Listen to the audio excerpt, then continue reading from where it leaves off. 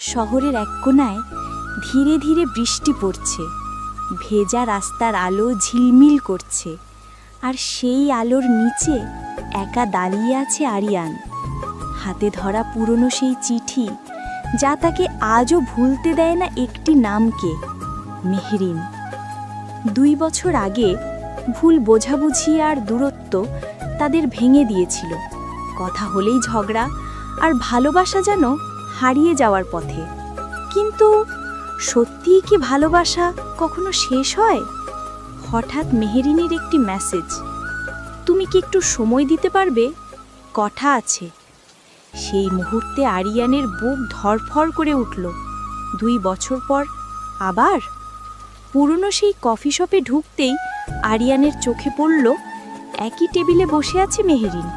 চোখগুলো আগের মতোই নরম, কিন্তু ভেতরে লুকানো অনেক কষ্ট। মেহরিন বলল, আমরা দুজনেই ভুল করেছি, কিন্তু সত্যিটা একটাই, আমি তোমাকে ভুলতে পারিনি। আরিয়ানের চোখ ভিজে উঠল। সে বলল, তুমি ছিলে আমার ঘর, আর সব সময়ই থাকবে। হঠাৎ বজ্রপাত।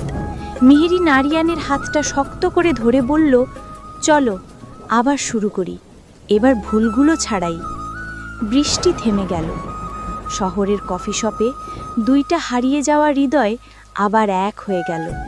আর ভালোবাসা প্রমাণ করল, ফিরে আসাটাই কখনো কখনো সবচেয়ে সুন্দর গল্প। এমন আরও গভীর ভালোবাসা আর রহস্যময় গল্প শুনতে সাবস্ক্রাইব করো ড্রিমস্কোপ 360। লাইক, কমেন্ট আর ফলো দিতে ভুলো না। Written by MR Shiblu.